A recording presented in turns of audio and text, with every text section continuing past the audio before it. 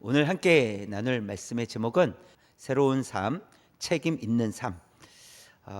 여러분, 새로운 삶을 살아간다는 것은 기대감이 있으면서도 또 한 가지는 부담이 있습니다. 새로운 삶을 산다는 것. 왜냐하면 새로운 삶이란 기존에 없었던 모습으로 살아내야 하기 때문입니다. 나는 새롭게 되었어. 근데 주변에 있는 사람들이 아니 똑같은데? 라고 하면 새로운 삶이 아니죠. 그래서 새로운 삶이란 나 자신도 기대하는 거예요. 내가 이제 새로운 삶을 살아야 되겠구나. 그런데 그 새로운 삶이란 결국은 변화되는 모습이 있어야 된다는 거예요. 그런 차원에서 새로운 삶은 기대도 있지만 부담이 될 수 있다라는 것입니다. 그래서 새로운 삶을 산다는 것은 또 이게 다른 의미로 좀 생각을 해보면 책임 있는 삶을 살아야 된다라고 할 수 있습니다. 새로운 삶을 살아야 되기 때문에 새로운 모습이 나타나야 되기 때문에 내가 새로운 삶을 살겠다라고 한 그 고백, 그 결단이 결국 나타나야 되잖아요. 그렇다는 것은 결국 책임 있는 삶이 되어야 된다라는 것을 보여줍니다. 특별히 그리스도인들에게는 이 새로운 삶의 변화가 두드러지게 나타날 수밖에 없습니다. 왜냐하면 그리스도인들의 변화는 단순히 나 이렇게 살아야지 하는 생각의 변화가 아니기 때문에 그래요. 어떤 변화가 있냐면 이거는 근본적인 변화입니다. 내가 하나님을 알지 못했다가 하나님을 알게 된 거예요. 내가 생명이 없었다가 생명이 있게 된 거예요. 이건 근본적인 변화입니다. 그렇기 때문에 근본적인 변화를 가진 그리스도인들은 더 많은, 그러니까 새로운 변화들이 더 많아질 수밖에 없다라는 것입니다. 그러나 우리가 또 알아야 될 것은 이 변화라는 것은 하루아침에 완전히 달라질 수 없다라는 거예요. 왜냐하면 우리의 생각은 이미 달라지기로 했어요. 그렇죠? 난 내일부터 달라질 거야. 내일부터 한 9시에 일어나던 사람이 난 6시에 일어날 거야. 그럼 6시에 딱 일어날까요? 일어날 수 있어요. 근데 이틀, 3일, 4일 꾸준히 계속해서 간다는 것이 하루아침에 쉽게 되지 않습니다. 그러니까 생각은 달라진 게 분명합니다. 그러나 행동으로 옮기기까지는 시간이 걸릴 수 있다라는 거예요. 이것을 관성의 법칙이라고 합니다. 무슨 법칙이라고요? 관성의 법칙. 관성의 법칙은 뭐냐면 이런 거예요. 버스가 이제 출발을 합니다. 버스가 출발하면 사람들이 이렇게 서 있는 사람들이 어떻게 되죠? 뒤로 이렇게 몸이 뒤로 기울어지죠. 왜죠? 버스는 가려고 하고 나는 서 있으려고 하고. 그러니까 버스가 갑자기 출발하면 사람은 뒤로, 그렇죠? 이 그림처럼 뒤로 이렇게 기울어진다는 거예요. 또 있죠. 버스가 서려고 하면, 차가 서려고 하면 어떻게 돼요? 사람은 앞으로 이렇게 쏠리게 되죠. 브레이크를 밟으면 앞으로 쏠리게 되잖아요.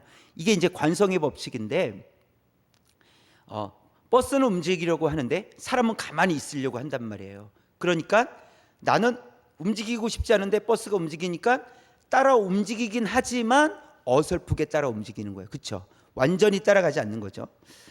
또 한 가지 그림을 보여드릴게요. 네, 이 보자기를 깔아놓고 그 위에다가 저러한 이제 유리컵이나 접시 뭐 이런 것들을 이제 꽃병 이런 걸 올려놨습니다. 그리고 아래서 이 보자기를 확 잡아당겼어요. 뭐라고 써 있습니까? 그릇은 그 자리에 그대로 있죠라고 이제 자막이 있는데, 그렇죠? 이렇게 그릇은 움직이고 싶지 않은 거예요. 그렇죠? 그런데 보자기는요? 움직이죠. 그렇죠? 그런데 이 보자기는 확 당겨서 움직이지만 가만히 있고 싶어하는 성질 때문에 살짝 움직이긴 하겠지만, 그릇들이 살짝 움직이긴 하겠지만 쏟아질 만큼은 아니다라는 거예요. 근데 천천히 잡아당기면요 따라오겠죠. 천천히. 그렇죠? 그러니까 천천히 가면 나도 천천히 따라갈 수 있는데 갑작스럽게 바뀌면 그것을 따라가는데 조금 어렵다, 시간이 걸린다라는 것입니다. 이것을 관성의 법칙이라고 해요. 그래서 우리의 생각은 달라졌어도 행동으로 바꾸기까지는 시간이 걸린다, 이런 의미입니다. 그러나 또 시간이 지나면 새로운 변화에 우리는 적응해 갈 겁니다. 그러니까 버스가 출발할 때 또 멈출 때 적응이 되면 어떻게, 저도 버스를 타보고 했지만 우리가 이제 버스를 타다가 갑자기 출발하면 뒤로 기울어지니까 어떻게 합니까? 버스가 출발하려고 하면 몸을 살짝 앞으로 이렇게, 그렇죠? 우리가 그렇게 하잖아요, 그렇죠? 이렇게 하고 힘을 더 준다든지, 이것이 적응한다라는 거예요. 분명히 처음에는 그것이 적응이 안 돼서 손에 힘을 더 줘야만 했지만, 이제 그것이 익숙해지면 힘을 조금 덜 줘도 내가 넘어지지 않고 많이 기울어지지 않고 그 버스 안에 있을 수 있다라는 거예요. 곧 적응이 된다, 이런 말입니다. 그리스도인으로서 새로운 삶을 살아갈 때 부담을 많이 느끼긴 하지만, 그래서 이게 하루아침에 변화되는 것은 아니지만 완벽하지 않을지라도 조금씩 변화되어져 가고 있다라는 것입니다. 그리고 새로운 삶에 우리는 적응해 갈 것인데, 그럴 때 이 새로운 삶에 대해서 우리는 책임 있게 살아갈 준비를 해야 된다는 거예요. 그것은 당연히 변화되었기 때문에 당연히 변화된 모습으로 살아내야 된다. 그리스도인이 되었기 때문에 그리스도인이 되지 않았었던 그때의 모습이 아니라 이제는 그리스도인이 된 모습으로, 아직은 조금 부족하지만, 완벽하지 않을 수 있지만 조금씩 새로운 삶에 적응해 가야 되고 준비해 가야 된다. 그리고 그 일에 책임 있게 그것을 준비해 갈 수 있는 그리스도인이 되어야 된다라는 것을 말씀해 줍니다. 그래서 오늘 말씀은 그리스도인으로서 이 새로운 삶과 책임 있는 삶을 살아가야 된다라는 것을 말씀해 주고 있는데요. 그것을 살펴보겠는데 두 가지를 살펴보도록 하겠습니다. 오늘 말씀에서 보니까 첫 번째, 시작. 가정에서 책임 있는 삶이 되어야 합니다. 사실 오늘 이제 읽은 말씀은 이 가정과 또 종과 주인의 관계 속 이 이야기를 하고 있는데요. 이 두 가지 큰 주제를 가지고 이야기할 건데, 첫 번째는 그래서 가정에서 책임 있는 삶이 되어야 한다는 것입니다. 오늘 말씀을 보면 자녀들에게는 부모를 공경할 것을 말씀하고 있고요. 또 부모들에게는요, 자녀를 노엽게 하지 말라 이렇게 또 말씀하고 있어요. 이 말씀은 그리스도인의 가정들이 새로운 삶으로 또는 합당한 삶으로 살아가야 된다라는 것을 가르쳐주고 있어요. 그리스도인의 가정이 되었기 때문에, 그리스도인으로서 가정이 형성되었기 때문에 이제는 새로운 삶을 살아야 되고 또 합당한 삶이 되어야 된다라는 것을 말씀하고 있어요. 그래서 자녀들에게는 예수님을 믿은 자녀의 입장에 있는 사람들, 이 성도들에게는 부모에게 순종하고 공경하는 것이 합당하다라고 말씀해 주고 있습니다. 그런데요, 이것은 새롭게 하시는 말씀이 아니에요. 이미 율법을 주실 때, 구약에서 율법을 주실 때 하나님께서 이미 하셨던 말씀입니다. 그 말은 이미 하셨던 말씀이지만 여전히 또 말씀하시는 것은 마땅히 살아가야 될 삶이다 라는 것을 말씀해 주고 있는 거예요. 선택사항이 아니라 당연한 삶이다, 합당한 삶이다 라는 것을 가르쳐 주고 있습니다. 이것이 하나님께서 자녀들을 향해서 요구하시는 것이고요. 또 부모들을 향해서 말씀하시는 것은 주의 교훈과 훈계로 양육하라라는 거예요. 양육하라. 그리고 자녀를 노엽게 하지 말라, 이렇게 말씀하고 있는데요. 오늘 4절에 있는 말씀을 현대어 성경으로 한번 보도록 하겠습니다. 현대어 성경으로 처음부터 시작. 부모들에게도 한마디 당부하겠습니다. 자녀들을 너무 꾸짖지 마십시오. 또 잔소리를 늘어놓아 반항심을 일으키거나 분노를 품게 하지 마십시오. 그보다는 주님의 사랑이 담긴 훈계와 조언과 충고로 키우십시오. 이렇게 말씀하고 있습니다. 하나님께서는 분명히 부모들을 향해서도 자녀를 어떻게 양육해야 되는지 이거를 모든 상황들을 다 말씀해 주고 계시진 않지만 이 원리에 대해서 말씀하고 있습니다. 그러니까 부모라고 해서 부모의 생각대로 자녀들에게 뭐 잔소리를 한다든지 반항심을 일으키게 하는, 분노를 품게 할 수 있는 그런 말들을 하지 말고 어떻게 해요? 주님의 사랑이 담긴, 그러니까 하나님의 말씀으로 훈계하고 조언하고 충고하라는 거예요. 너 이렇게 하면 말이지 하면서 내 얘기하지 말고 하나님의 말씀, 하나님은 그 행동을 싫어하신다고 성경의 그런 내용을 가지고 훈계하고 조언하고 또 충고하라, 가르치라, 이렇게 말씀하고 있습니다. 여러분, 내용은요 매우 간단합니다. 어렵지 않습니다. 그렇죠? 내용을 이해하는 건 우리에게 매우 쉬운 겁니다. 자녀들은 부모를 공경하면 되는 거예요. 어렵지 않잖아요. 내용을 이해하는 건 어렵지 않잖아요. 부모들은요, 자녀들을 잘 양육하면 되는 거예요. 자, 그런데요, 이게 쉽지 않다라는 거예요. 이해는 쉽지만 이걸 실천하는 것은 어렵다라는 것입니다. 여러분, 믿음의 사람 다윗은요, 하나님 앞에 합한 사람이었습니다. 정말 말씀 앞에서 살아가려고 노력했던 사람이에요. 하나님도 그것을 인정해 주셨어요. 물론 실패한 모습들도 있습니다. 그러나 그럼에도 불구하고 하나님은 다윗을 기뻐하셨습니다. 그런데 그 다윗의 아들 누굽니까? 솔로몬은 처음엔 잘했어요. 지혜의 왕이었고 대단한 사람이었습니다. 그러나 이 솔로몬의 노년에는 우상 숭배를 허락하는 왕이 돼버리고 맙니다. 배교의 길을 걸어가게 되었죠. 또 솔로몬의 아들, 그 솔로몬을 뒤를 이어서 왕이 된 르호보암이라는 왕, 그 르호보암은 성경에 보니까 악한 왕으로 이렇게 기록이 되어 있습니다. 그러니까 악했다 이렇게 기록을 하고 있어요. 한마디로 르호보암은 악했다. 여러분, 다윗은 믿음의 사람이었다고요. 믿음의 사람 아래서 태어난 아들들이 다 믿음이 좋을 거라고 생각하면 안 됩니다. 왜냐하면 그냥 믿음은 자라가는 것이 아니기 때문에 그래요. 가르쳐야 되고 양육하라는 것이죠. 사사시대 기드온의 아들들은 모두 70명이었어요. 기드온의 아들들이 70명이었는데 우리가 기드온을 잘 알고 있듯이 300명과 함께 13만 5천 명을 이겼던 사람이 기드온이에요. 그래도 나름대로 기드온 그래도 하나님 말씀을 의지하고 또 부족한 모습이 있었지만 의지하고 하나님을 힘입어서 또 전쟁에서 승리한 그런 사람이었습니다. 그에게 70명의 아들들이 있었는데 그 중에 이 아비멜렉이라는 아들이 있었어요. 좀 못된 아들이에요. 그 아들이 68명의 아들들 다 죽여버립니다. 그리고 자기가 왕이 돼요. 한 명은 겨우 살아난 거예요. 한 명은 겨우 살아났는데, 그래서 이 아비멜렉이라는 이 아들이 모든 아들 형제들을 68명을 다 죽이고 그리고 자신이 왕이 되는 이런 비극이 일어났다라는 거예요. 분명히 기드온은 그래도 부족함이 있었어도 하나님 말씀을 의지하여 또 전쟁에서 이긴 그런 사람이었는데 그의 아들들은 엉망이었다라는 것을 보여주고 있습니다. 또 사무엘이 태어났을 당시에 엘리 제사장이었는데 그 엘리 제사장에게는 두 아들이 있었어요. 홈니와 비느하스. 이 두 아들이 있었는데 그들도 제사장이었지만 그들은 하나님께 드릴 제물을 강제로 빼앗았고 또 하나님께 드릴 제사를 무시했다라고 성경은 기록을 하고 있어요. 그래서 이 엘리 제사장, 아버지 엘리 제사장은 이 두 아들들에게 그러면 안 된다 하고 타이르기까지 했어요. 그러나 그들은 아버지의 말씀도 듣지 않았습니다.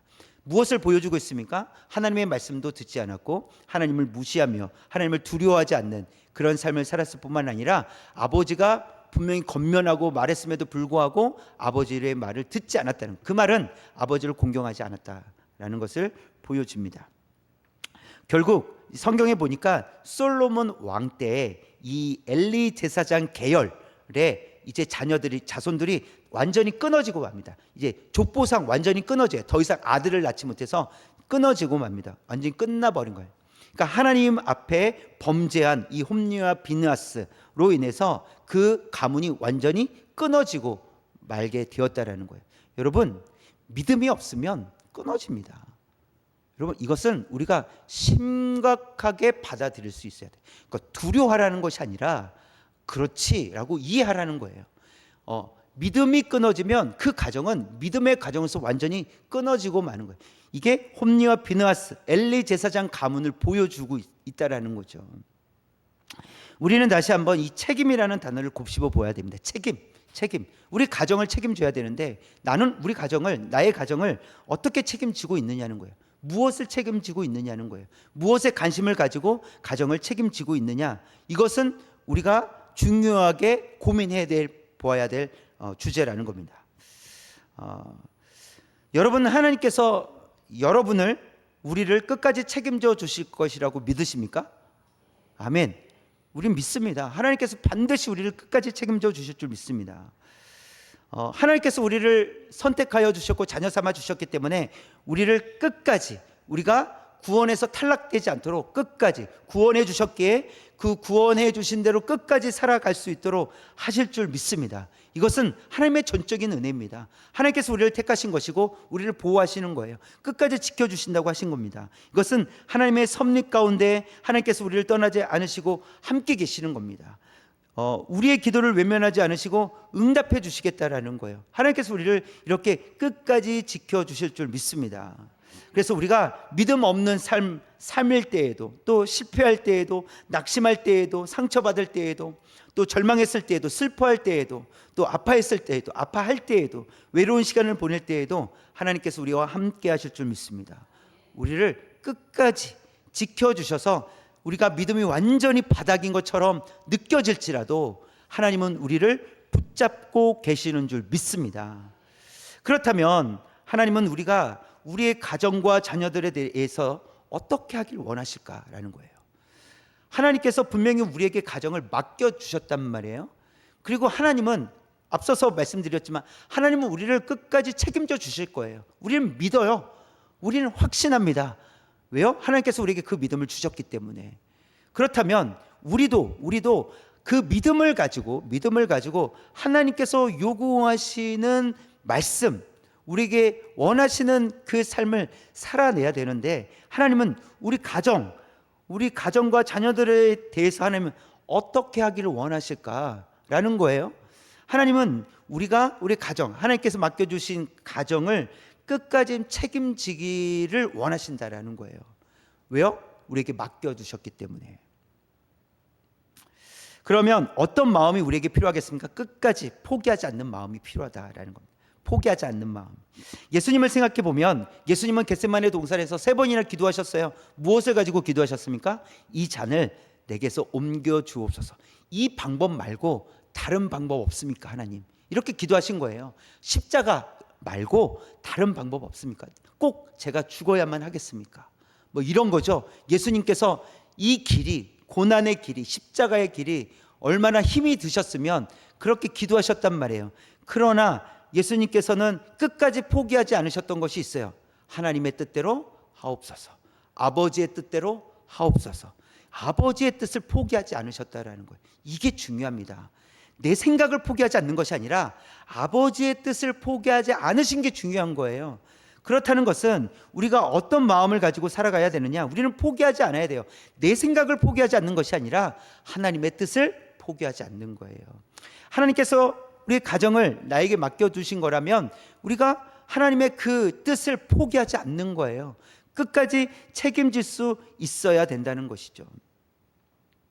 때로는 우리는 이렇게 하나님 앞에 이렇게 푸념하듯이 말할 수도 있습니다. 하나님, 너무 힘듭니다. 하나님 도와주시지 않으면 저도 모르겠습니다. 이렇게 말할 수도 있어요. 하나님, 이제는 다 맡겨드립니다. 전 모르겠습니다. 하나님 책임져 주셔야 됩니다. 우리는 그럴 수 있습니다. 왜냐하면 우린 연약하기 때문에. 우리가 할 수 있었으면 내가 하겠다고 나서서 하지 않겠습니까? 그러나 우리가 때로는 힘이 들고 어렵기 때문에 하나님 모르겠습니다. 하나님 이제 다 맡겨드립니다 라고 말할 수 있겠죠. 그러나 우리가 기억해야 되는 것은 하나님의 뜻을 포기하지 않는 거예요. 그것이 중요합니다. 하나님께서는 너 더 완벽하게 해라, 너 더 잘해라 이렇게 말씀하시지 않아요. 그리고 우리가 알아야 될 것은 그런 의미로서 해야 된다는 것이 아니라 하나님의 뜻이 무엇인지를 끝까지 기억해야 된다. 포기하지 않아야 된다. 이것이 중요합니다. 그래서 우리가 감당할 수 있든지 감당할 수 없든지 하나님께서 우리에게 가정을 맡기셨다는 사실이 중요하다는 거예요. 여러분, 하나님께서 맡겨주셨다고 여러분 다 감당이 됩니까? 감당이 되지 않을 때가 얼마나 많이 있습니까? 그러나 그것이 감당할 수 있든 없든지 간에 하나님께서 우리에게 가정을 맡기셨다라는 그 사실을 가지고 우리가 기도하며 나가는 것이 중요하다라는 사실입니다. 그래서 이 일을 위해서 우리는 먼저 우리를 택하여 주시고 우리를 자녀로 부르셨다는 거예요. 이 일을 하도록 하기 위해서, 우리 가정을 살리기 위해서 하나님께서 여러분을 부르셨다는 거예요. 먼저 부르셨다는 거죠. 그래서 우리를 먼저 부르셨으니 우리가 먼저 하나님의 은혜 가운데 부르심을 받아 변화되어서 그 변화된 모습을 가지고 가정 안에서 살아내라는 거예요. 부모는 부모로서, 자녀는 자녀로서 살아가라는 거예요. 누구보다 더 잘하는 것도 아니에요. 부모는 부모로서 하라는 거예요. 자녀는 자녀로서 살라는 겁니다. 변화되었으니 변화된 모습으로 살아가면 되는 거예요. 하나님께서 어떤 특별한 걸 요구하신 것이 아니라 너 이제 구원을 얻었잖아, 새 생명을 얻었잖아, 새로운 피조물이 되었잖아, 그렇게 살아가면 돼 라고 우리에게 말씀하고 계시다는 겁니다. 그래서 우리가 포기하지 말아야 될 것은 하나님의 뜻을 포기하지 않는 거예요. 하나님께서 우리에게 요구하시는 것을 포기하지 않는 거예요. 우리가 얼마나 잘할지 모르겠습니다. 어떤 방법이 있을지, 어떤 좋은 생각들이 우리에게 있을지 알 수 없습니다. 그래서 얼마나 잘할지도 알 수 없어요. 그러나 우리가 해야 되는 것은 하나님의 뜻을 포기하지 않고 하나님의 뜻을 따라 살아가는 일이라는 거예요. 여러분 지쳐 계십니까? 여러분 책임질 수 없습니까? 우리는 책임질 수 없는 게 맞습니다. 그러나 하나님께서는 여전히 우리를 향해서 너를 통해서 내가 일하겠다라고 말씀하신다는 거예요. 그 말은 네가 책임져야 된다, 이 말씀을 하고 계시는 거예요. 여러분, 우리는 능력이 없지만, 우리는 잘할 자신도 없겠지만 하나님께서 우리에게 맡겨주셨고, 맡겨주셨다는 것은 하나님께서 함께 하신다는 것이고, 함께 하나님께서 능력 주시겠다는 것이잖아요. 우리가 할 수 없을 때 힘 주시겠다는 것이잖아요. 그렇기 때문에 하나님의 뜻을 포기하지 않는, 그리고 기도하고 맡겨주신 가정을 변화된 그리스도인으로서 살아내는, 그래서 가정을 변화시키는 저와 여러분 되시기를 주님의 이름으로 축원합니다. 두 번째 시작. 삶의 현장에서 책임 있는 삶이 되어야 합니다. 이제는 삶의 현장이에요. 이 가정과 삶의 현장인데 5절 말씀에서 보면 종의 신분을 가진 성도들에게 육체 상전에게 그리스도께 하듯 하라, 이렇게 말씀하고 있어요. 그리스도께 하듯 하라. 또 종을 둔 상전들에게도 다스리는 이 종들에게 위협을 그치라, 이렇게 말씀하고 있어요. 종들에게 위협하고 있었던 것을 그치라. 힘으로, 파워로 누르고 있었던 것을, 협박하고 있었던 것을 그치라, 이렇게 말씀하고 있습니다. 이 말씀에 등장하는 종과 상전은 같은 믿음의 공동체 안에 있는 사람들일 수도 있어요. 그러니까 나는 상전이고 옆에 있는 사람은 종인데 내가 상전이고 실제로 종일 수 있어요. 그런데 함께 예수님을 믿었어요. 그러니까 믿음의 공동체 안에서 상전과 종이 같이 있을 수 있어요. 또는 믿지 않는 상전을 모시는 종일 수도 있고요. 또는 믿지 않는 종을 다스리는 상전일 수도 있습니다. 뭐 어떤 상황인지는 알 수 없어요. 그러나 어떤 상황이든지 종은 상전에게 그리스도께 하듯 하고, 상전은 그동안 좀 폭력적이었다든지 비인격적이었다든지 이런 부분들을 다 멈추라라고 그렇게 말씀을 하고 있습니다. 여러분, 사실 종의 신분을 가진 사람들까지 이 언급하고 있다라는 것은 매우 파격적인 것입니다. 종, 맨 하층이잖아요. 그렇죠? 종들, 거들떠보지도 않는 그런 종일 수 있잖아요. 그런데 그 종에게까지 지금 그 종을 바울은 언급하고 있다라는 거예요. 그것은 매우 파격적인 것인데, 그렇다면 바울은 왜 종까지 언급하고 있는 것일까? 이것은요, 반드시 필요한 내용이기 때문에 언급을 하고 있다라는 거예요. 왜냐하면 복음을 깨달은 바울은 종이든 자유인이든 상전이든 모든 사람은 오직 예수 그리스도를 믿음으로 구원을 얻었다라고 고백하고 있기 때문에 그래요. 그러니까 복음을 깨달았기 때문에 종이든 상전이든 상관이 없다라는 거예요. 종이든 상전이든 모든 사람은 오직 예수 그리스도를 믿음으로 구원을 얻었다. 모두가 동일한 은혜를 받아서 구원을 얻었다. 그래서 그리스도 안에서는 다 동등하다라는 거예요. 공평하다라는 거예요. 왜요? 공평한 은혜를 받았기 때문에. 그래서 신분상으로는 여전히 종이었지만 근본적으로는 그리스도 안에서 함께 지어져가는 지체가 되었다라는 거예요. 바울은 지금 이것을 강조해서 말하고 있는 거예요. 여러분, 이러한 인식의 전환이 성도들에게 필요합니다. 인식의 전환이 필요해요. 그래서 나와 다른 사람을 비교하려고 할 때 조심해야 될 부분들이 바로 이런 거예요. 너는 종이고 나는 자유인이야, 나는 종은 아니야 라고 그렇게 비교할 수 있잖아요. 근데 바울은 이러한 인식을 바꿔야 된다라고 얘기하고 있는 거예요. 그리스도 안에서 우리는 다 한 가족입니다. 하나님의 권속입니다 라고 지금 이야기하고 있다라는 거예요. 그래서 종의 신분일지라도 하늘에 속한 하나님의 사람으로서 새로운 피조물이 되었기 때문에 종의 신분을 가지고, 여전히 종의 신분이죠. 예수님을 믿었다고 해서 종의 신분이 달라지진 않으니까. 그러나 종의 신분을 가지고 이 땅에서 종으로서 책임 있는 삶을 살아라, 이렇게 말씀하시고 있는 거예요. 신분은 달라지지 않았지만 근본적인 변화가 일어났으니, 하나님의 자녀가 되었으니 이제 이 근본이 변화된 모습으로 책임 있는 삶을 살아라. 더 종답게 살라라는 거예요. 더 종답게 살아라. 그래서 종의 신분을 가진 성도들 향해서 5절에서 이렇게 말씀하시죠. 붉은 글씨만 읽겠습니다. 시작. 그리스도께 하듯 하라, 이렇게 말씀하고 있어요. 그리스도께 하듯 하라. 여러분, 그리스도께 하듯 하라, 이게 얼마나 어려운 말입니까? 여러분, 옆에 계신 분에게 그리스도께 하십시오, 그리스도께 하듯 하십시오 라고 제가 여러분에게 요청드리면 그리스도께 하겠습니다, 그리스도께 하듯 하겠습니다, 이게 잘 되시겠습니까? 한번 옆에 계신 분 보면서 그리스도께 하듯 하겠습니다, 마음에 없는 소리라도 한번 해보세요. 그리스도께 하듯 하겠습니다, 그리스도께 하듯 하겠습니다. 네, 여러분, 말은 할 수 있지만요, 이게 얼마나 어려운 일입니까? 그렇죠? 그래서 우리의 생각은 변화된 게 분명해요. 우리의 생각은 그렇게 하고 싶단 말이에요. 안 하고 싶은 게 아니라 하고 싶어요. 그러나 이게 어려운 일이라는 거예요. 그리스도께 하듯 하라는 것이. 그러나 이것은 더 많은 것을 하라고 하는 것이 아니에요. 새로운 마음으로 하라, 이게 중요합니다. 더 많은 일을 해라, 이 말이 아니라 새로운 마음으로 해라. 그리스도인이 되었으니까 새로운 마음으로 해라. 그래서 6절에서 이렇게 말씀하고 있는 거예요. 붉은 글씨 시작. 눈가림만 하여 사람을 기쁘게 하는 자처럼 하지 말고, 이렇게 말씀하고 있는 거예요. 그러니까 사람이 볼 때는 잘하고 안 볼 때는 못하는, 여러분, 그런 삶을 살지 말아요. 종들이 주인이 볼 때는 하고 주인이 안 볼 때는 안 하고, 주인이 볼 때는 열심히 땀 흘리는 척하고 주인이 안 볼 때는 이렇게 누워 있다가, 그러지 말라는 거예요. 근데 왜 이런 얘기를 하겠습니까? 그때 살았던 종들이 이런 삶을 많이 살았기 때문 아니겠습니까? 그런데요, 우리도 마찬가지 아니겠습니까? 저와 여러분도 얼마나 다릅니까? 여러분, 다 잘하십니까? 어느 곳에서든지 다 동일하게 하십니까? 사람이 볼 때든지 안 볼 때든지 여러분 동일하십니까? 동의를 하신다는 것입니까? 동의가 안 되신다는 겁니까? 이런 무표정으로 네, 저를 봤을 때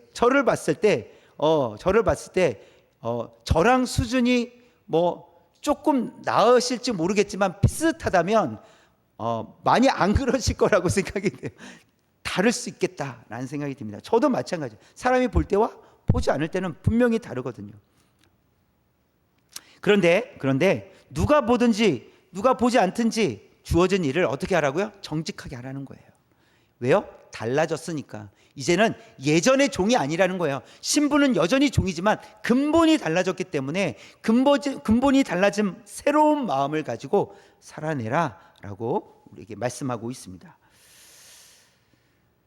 그래서 이제 6절 다시 이 붉은 글씨 시작. 그리스도의 종들처럼 마음으로 하나님의 뜻을 행하고 그리스도의 종들처럼이라고 했어요. 보세요, 여러분, 지금 이 종의 입장에서 보면 그냥 인간 상전, 그렇죠? 주인을 모시는 거예요.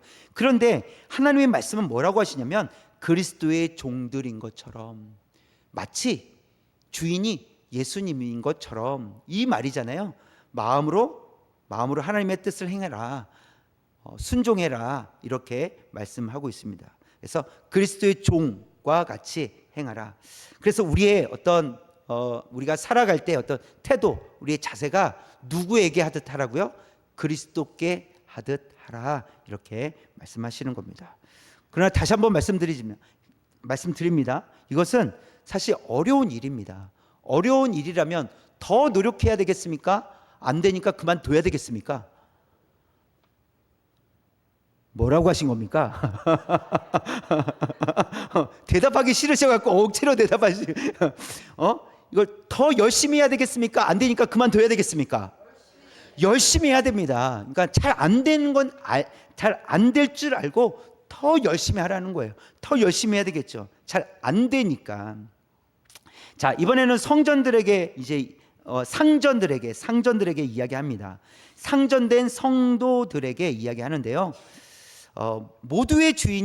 우리 모두의 주인이 하나님 하늘에 계시다. 이것을 기억하라는 거예요. 그래서 9절에서 보니까 처음부터 시작. 상전들아 너희도 그들에게 이와 같이 하고 위협을 그치라. 이는 그들과 너희의 상전이 하늘에 계시고 그에게는 사람을 외모로 취하는 일이 없는 줄 너희가 알미라. 네, 상전들에게, 그러니까 주인들에게 이야기하시기를, 주인들아 너가 종을 거느리는 주인이긴 하지만 너의 주인은 하늘에 계시다. 하나님이시다. 이걸 기억해라. 하늘에 하나님께서 주인이신데 너처럼 하시면 너 어떻게 되겠니? 이렇게 약간 협박이 들어갑니다. 이 주인에게 너처럼 그렇게 종들을 부리면, 종들을 못 살게 굴면 하늘에 하나님께서 똑같이 하신다면 너 어떻게 되겠니? 라고 말씀하시는 거죠. 안 되죠 하나님. 이렇게 아마 대답을 할 겁니다. 그래서 변화된 상전으로서, 그리스도인으로서 이제는 협박 그리고 위협을 그치고 폭력을 그치고 하나님이 주인이시기에 주인 앞에서 내가 청지기로서 이 종들을 잘 관리해야 된다라는 인식을 가져라 라는 것을 말씀하고 계십니다. 그래서 비교해서 남을 낮게 여기지 말라는 거예요. 그것이 참 중요하다는 겁니다. 그래서 이것은 또 겸손의 마음이 있어야 된다는 것을 가르쳐주고 있고요. 실제로 성경에 이러한 사건이 있습니다. 빌레몬서에서 보면 이건 빌레몬에게 보낸 편지예요. 누가요? 바울이. 언제요? 감옥에 갇혀 있을 때 빌레몬에게 편지를 보냈는데, 편지의 내용은 이렇습니다. 오네시모라는 사람이 있는데, 이 오네시모가 이 빌레몬 이 주인인데 오네시모가 종이었어요. 근데 이 빌레몬 몰래 도망친 거예요, 오네시모가. 그런데 도망친 오네시모가 바울을 만나게 됩니다. 그리고 복음을 듣게 되고, 복음을 듣고 예수 그리스도를 영접하게 돼요. 그리고 바울을 따라다니면서 복음을 전하고 복음의 사람이 돼요. 복음을 전하는 사람이 됩니다. 그래서 또 이 오네시모와 그렇게 복음을 전하면서 이렇게 오네시모에 대해서 이야기를 듣다 보니까 빌레몬, 골로새서 지역에 있는 곳에 사는 빌레몬이라는 것을 알게 됐고, 주인이 거기서 도망쳤다는 사실을 알고 편지를 씁니다. 그리고 오네시모의 손에 그 편지를 들려서 보내요. 그래서 그 편지의 내용이 뭐냐면 빌레몬이요 오네시모를 보냅니다. 근데 오네시모가 당신의 종이었지만 이제는 그리스도 안에서 한 형제가 되었습니다. 복음을 위해서 살아가는 사람이 되었습니다. 내가 오네시모를 당신에게 보내니 오네시모를 나와 같이 대해 주시기를 부탁합니다. 이렇게 편지를 씁니다. 그리고 빌레몬은 실제로 오네시모를 용서하고 그리고 형제로 받아주게 되었다라는 거예요. 여러분, 변화는 분명히 변화의 모습을 보여준다는 거예요. 우리 안에서의 변화는 반드시 그 변화가 눈으로 보여지게 된다는 거예요. 빌레몬에게 변화는 반드시 보여줬다라는 거예요. 인간적으로 생각하면 얼마나 괘씸했겠어요. 인간적으로 생각하면 오네시모는요 사형감이에요. 죽어야 되는 거예요. 도망쳤기 때문에. 그러나 빌레몬은 그 오네시모를 용서합니다. 그리고 그 오네시모를 용서할 수 있었던 이유는 빌레몬이 예수 그리스도를 믿음으로 구원을 얻었기 때문이라는 거예요. 또 바울을 통해서 그 상황과 사정들을 다 글을 통해서 이해하고 그것을 받아주었기 때문이라는 거예요. 그 말은 빌레몬 안에 변화가 있었기 때문이라는 것입니다. 여러분, 우리가 예수 그리스도를 믿고 변화를 받았다면 분명히 그 우리 안에서의 변화는 우리 밖으로 드러나게 될 줄 믿습니다. 그래서 오늘 말씀을 통해서 이 두 번째 이야기를 통해서 우리가 깨달아야 되는 것은, 그러면 우리는 어떻게 살아야 될까라고 했을 때 우리는 회사를 운영하는 그런 위치에 있는 사람이든 아니면 직원으로 일을 하는 사람이든 상관없이 우리가 주님 앞에서 그 일을 하고 있다는 것을 의식해야 된다는 거예요. 내가 회사를 운영해도 하나님 앞에서 내가 그 회사를 운영하는 거고, 내가 직원으로 일을 해도 하나님 앞에서 내가 일을 한다라는 것을 의식해야 된다는 거예요. 근데 의식할 뿐만 아니라 하나님의 뜻을 이루는 장소가 되도록 하라 이 말이에요. 왜요? 우리가 변화되었으니 변화된 삶은 삶의 현장 속에서 나타내라 이렇게 말씀하고 있는 거예요.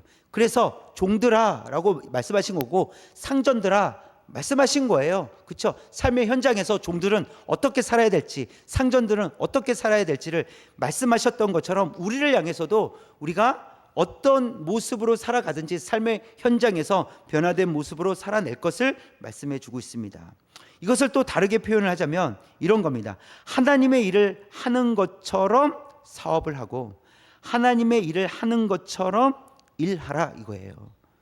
내가 내 일, 그러니까 직장에서 나의 일을 하는데 그것이 하나님의 일인지 내 일인지 구별이 안 되는 삶을 사십시오. 이런 말씀입니다. 이해가 되십니까? 나는 지금 내가 다니는 직장에서 일을 하고 있습니다. 이건 누구의 일입니까? 굳이 이거를 누구의 일이냐고 정확하게 떼어서 놓으려면 내 일이잖아요. 내 일. 그렇죠? 그러나 제가 말씀드리는 것은 내가 직장에서 일을 하고 있지만 이것은 내 일이 아니라 주님의 일이 되어야 된다는 거예요. 이걸 이해하시길 바랍니다. 이것은 내 일을 하기 위한 것이 아니라 주님의 일을 하는 거예요. 그래서 이게 내 일인지 주님의 일인지 구분이 안 되는 거예요. 구분하지 말라는 거예요. 이것이 그리스도인으로서 살아가야 될 삶이다라는 것을 말씀해 주고 있는 것입니다. 그래서 이건 내 일이야가 아니라 이건 주님의 일이야. 그러니까 동일한 말이 돼야 된다는 거죠. 이건 내 일입니다 라고 얘기했는데 그 의미 안에는 이건 주님의 일입니다 라는 의미가 담겨져 있다는 거예요. 이건 주님의 일입니다 라는 그 말 속에 이건 내 일입니다 라는 의미가 담겨져 있어야 된다는 거예요. 그래서 나를 위해 사는 것과 주님을 위해 사는 것의 구분이 없는 삶을 하나님께서는 우리에게 원하신다는 것입니다. 여러분은 삶의 현장에서 어떤 그리스도인으로 살아가고 계십니까? 교회 밖에서는 내 일이고 교회 안에서는 주님의 일입니다 이런 생각을 가지고 살아가고 계시지는 않으십니까? 그런데 하나님은 우리의 이런 생각을 바꾸길 원하신다는 거예요. 교회 안에서든 교회 밖에서든 다 주님의 일이라는 거예요. 교회 안에서든 교회 밖에서든 다 내 일이라는 거예요. 이게 구분이 없다라는 것이죠. 그래서 그냥 쉽게 얘기하면 내 일이고 주님의 일이기보다는 교회 안에서나 교회 밖에서는 다 주님의 일이 되도록 하라 이 말씀입니다. 여러분 우리의 삶은 주님의 일을 하는 삶인 줄 믿습니다. 저와 여러분이 우리가 어떻게 살아가야 될까? 우리는 고민이 많습니다. 가정에서 어떻게 살아야 될까? 삶의 현장에서 어떻게 살아야 될까? 근데 우리의 삶은 주님의 일로 채워지는 삶이 되어야 할 줄 믿습니다. 우리가 살아가는 삶의 현장을 새롭게 변화시켜가는 성숙한 그리스도인으로 살아가시기를 주님의 이름으로 축원합니다.